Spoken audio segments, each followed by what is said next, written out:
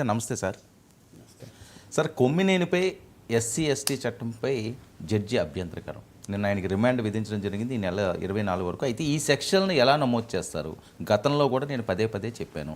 అక్కడ SC ST అనే అంశం ఆ డిబేట్లో ఏమొచ్చింది అని చెప్పి 2 సార్లు ఆయన వీడియో చూసిన తర్వాత ఆయన చేసిన వ్యాఖ్యలు ఎస్పీకి డిఎస్పీకి వివరణ కోరిన న్యాయాధికారి సురేష్ బాబు. ఎలా చూడాలి సార్ ఈ కేసు సంబంధించి? అంటే ఇప్పుడు సమస్య ఏంటి ఇక్కడ మీకు ఇలాంటి ఇష్యూస్ పైన మాట్లాడినప్పుడు దాని ఉచితానుచితాల కన్నా సమాజం మొత్తం పోలరైజ్ అయి ఉంటుంది.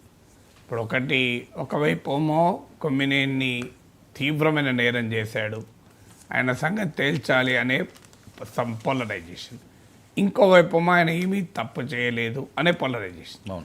ఈ 2 పోలరైజేషన్లో సమస్య ఎక్కడ వస్తుందంటే ఆ అంశం లోతుల్లోకి వెళ్ళి పరిశీలించేటువంటి పరిస్థితి లేకుండా చేస్తున్నారు.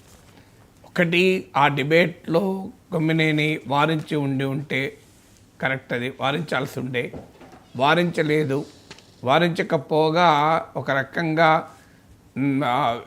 నీపై నీచంగా సోషల్ మీడియాలో క్యాంపెయిన్ చేస్తారేమో, అలా మాట్లాడకూడదు, అలా మాట్లాడితే అని అన్నారు. ఇవన్నీ ఒక ఫ్యాక్టర్. కానీ ఇవి చట్టం ముందు ఏ రకంగా నేరం అవుతాయన్నది ఇంకో ఫ్యాక్టర్.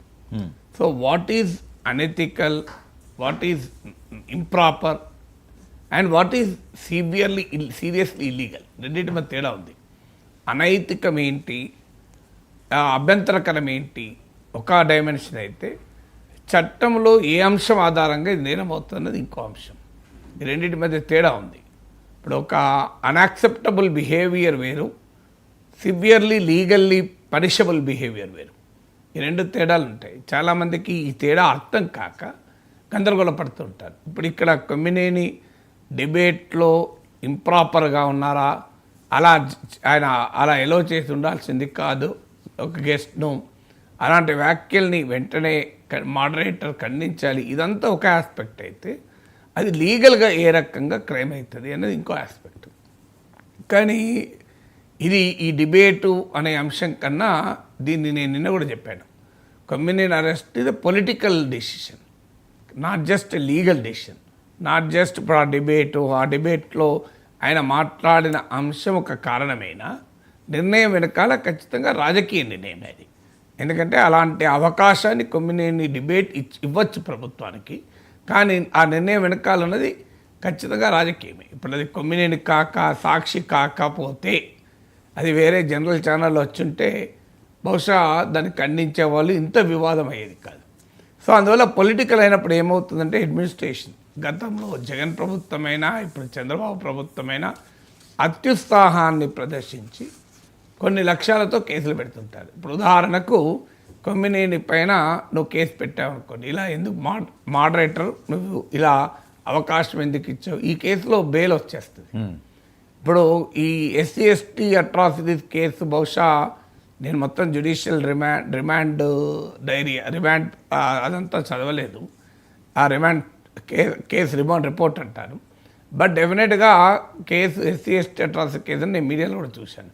అది ఎందుకు పెడతానంటే దాంట్లో బెయిల్ అనేది డిఫికల్ట్ అవుతుంది. ఓకే, కానీ అందువల్లనే మీకు వారు కేసు పెట్టించడం కూడా మీకు ప్రత్యేకంగా ఎస్సీ ఎస్టీ అట్రాసిటీ కేసు పెట్టడానికి వీలుగా ఆ కేసు పెట్టించారు కూడా. కానీ ఇది ఏమవుతుంది, అల్టిమేట్గా నిలబడుతుందా? ఇప్పుడు ఒక టీవీ డిబేటు, అమరావతి పైన అనుచిత వ్యాఖ్యలు ఒకరు చేశారు, ఆ వ్యాఖ్యలు ఇతను ఆపలేదు, లేదు అతని పైన కొమ్మినేని పైన ఆరోపణ అనేది ఆ వ్యాఖ్యల్ని ప్రోత్సహించాడు, 2 కదా ఆరోపణలు. అవును, ఆయన వ్యాఖ్యలు చేస్తుంటే ఆపలేదన్నది ఒకటి, రెండవది ప్రోత్సహించాడు అని ఇంకో ఆరోపణ. ఇందులో ఎస్సీ ఎక్కడిది ఎస్టీ ఎక్కడిది? అందుకే నేను నిన్న కూడా అన్నాను, ఈ ఎస్సీ ఎస్టీ అట్రాసిటీ కేసు కాస్త డైల్యూట్ చేస్తుంది, ఒక రకంగా అమరావతికి అన్యాయం చేస్తుంది. ఇలాంటి అత్యుత్సాహం అంటే కొమ్మినేని ఏ రకంగానైనా లోపలేయాలి అనే అత్యుత్సాహంలో అమరావతి అనే దానిపైన ఆ రకమైన సభ్య సమాజం అంగీకరించని వ్యాఖ్యలు చేసిన కేసును నీరు కారుస్తుంది కదా. సో కేసులాగా ఉంటేనే నడుస్తుంది.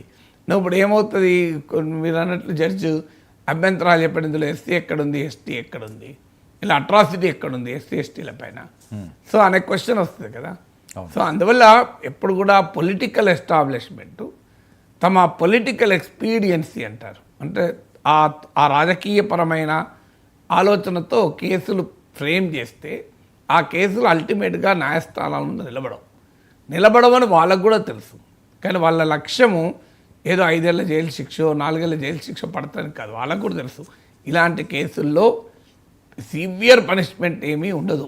అల్టిమేట్గా ప్రాసెస్ ఇస్ ద పనిష్మెంట్. ఆ ప్రాసెస్ను కఠినతరం చేయాలి అంటే ఇలాంటి కేసులు పెట్టాలి. లేకపోతే ఏమైతే నిర్ణయం బెయిల్ వచ్చేది, నీకు వెంటనే బెయిల్ వచ్చేది, దీని మీద కేసు నడిచేది, కేసు ఒక నెలలు నడిచేది, లాస్ట్కి ఏదో అయ్యేది. సో అందువల్ల ఈ ప్రాసెస్ ఇస్ ద పనిష్మెంట్ కనుక ఆ ప్రాసెస్ను ప్యూనిటివ్గా మార్చడానికి, ఆ ప్రాసెస్ను పనిషబుల్గా మార్చడానికి, ఆ ప్రాసెస్ను కఠినతరం చేయడానికి ఇలాంటి కేసులు పెడుతుంటారు. అందువల్ల పోలీసులకు తెలియక కేసులు పెట్టరు, ప్రభుత్వానికి తెలియక కేసులు పెట్టరు. అందరికీ తెలుసు ఎస్సీ ఎస్టీ అట్రాసిటీస్ కేసు ఒక టీవీ డిబేట్ నడిపినటువంటి యాంకర్ పైన పెడితే అది నిలబడుతుందా? ఎందుకంటే మాట్లాడిన వారు ఎస్సీ ఎస్టీ, అంటే అక్కడ ఎస్సీ ఎస్టీలకు సంబంధమే లేదు కదా. ఏమైందంటే అలాంటి చట్టాల విలువను కూడా దెబ్బతీస్తుంది. ఇక దీనిపైన దేశంలో జరుగుతున్నటువంటి టీవీ డిబేట్లు ఎన్నిటిపైన కేసులు వచ్చాయి, ఇవన్నీ కూడా ఒక ఫ్యాక్టర్స్గా ముందుకు వస్తాయి. ఖచ్చితంగా మీకు కృష్ణరాజు పైన ఉన్నంత కేసు